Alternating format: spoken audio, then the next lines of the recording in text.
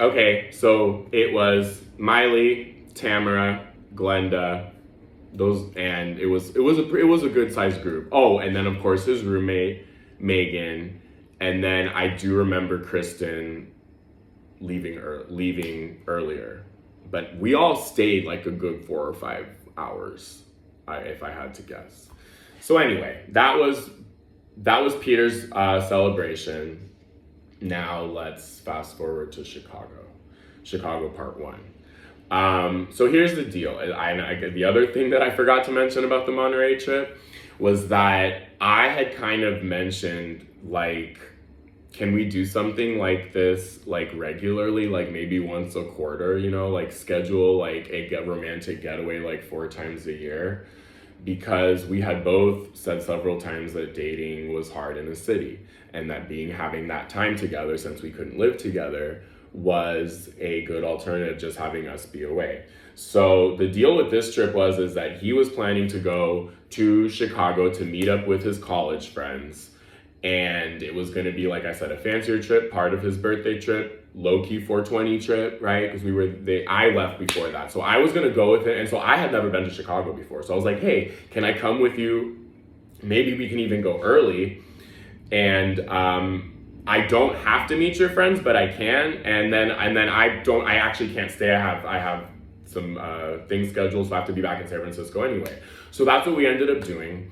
And we booked our flights together to get there early. I booked the hotel right across the street from the fucking Trump Tower. We took a Mobsters and Ghostbusters tour, which that was amazing and awesome. Gangsters and Ghostbusters, something like that. Gangsters and Mobsters tour. So here's the thing. As somebody who owns a tour guide business, my standards and my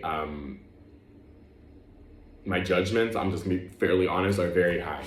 I think his name, I don't want to screw up his name, but he was one of the best tour guides I've ever seen. And what really shocked me is that he said he had been doing it less than 2 months.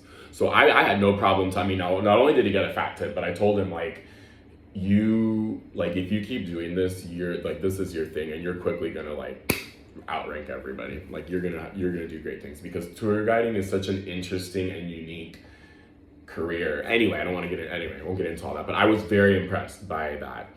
And honestly, I love Chicago. I have to go back because it's one of those cities you really can't see in just one visit. And we did lots of rooftop bars. We did Michigan Avenue. We, of course, had to do the deep dish pizza. Sorry, Mexican food sucks. Sorry, like literally, I paid way too much for a fucking tortilla, and that's not okay. And I brought some Chicago people to our taquerias, and they agreed. So anyway, what's the? I do know that when I go back, I got to do Boys Town, and then there's the restaurant where like they cuss at you, but like that's what you go to the restaurant to be treated poorly. So anyway, I know I got to go back and do that, but what was the highlight of Chicago Part 1? Because again, Chicago Part 1 was only me and Peter, and then we were going to meet his friends. His friends got us tickets to the beautiful art museum in Milwaukee, which is like, you can drive all over the place over there in the Midwest.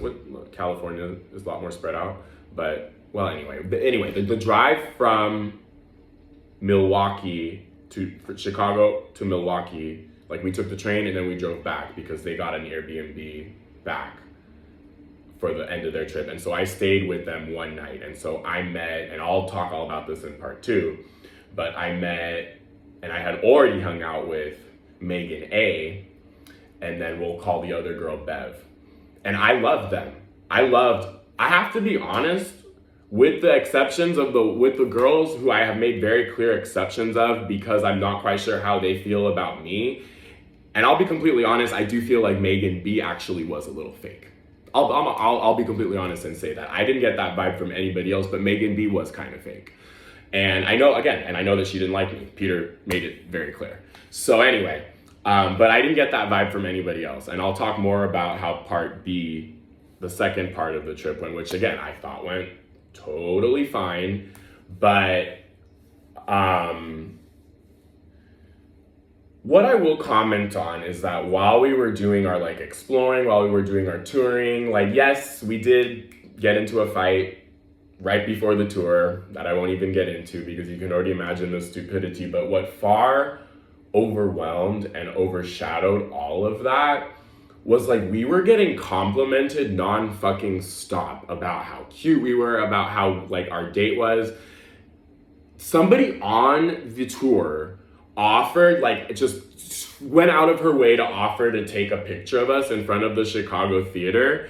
And like I remember sending it to my mom, and you already know how my mom and like the judgments that they have got, how hard this has been, and like my mom, because it was such a good picture, right?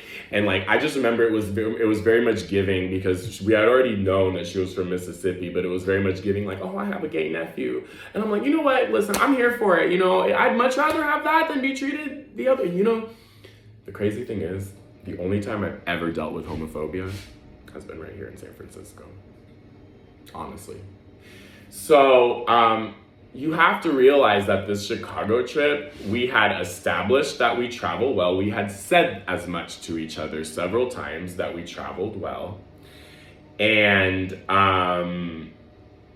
again, I will talk in part 2 about how the time went with his girlfriends, which I thought we had an amazing and great time. But the other thing about this trip is that you have to realize my birthday was coming up.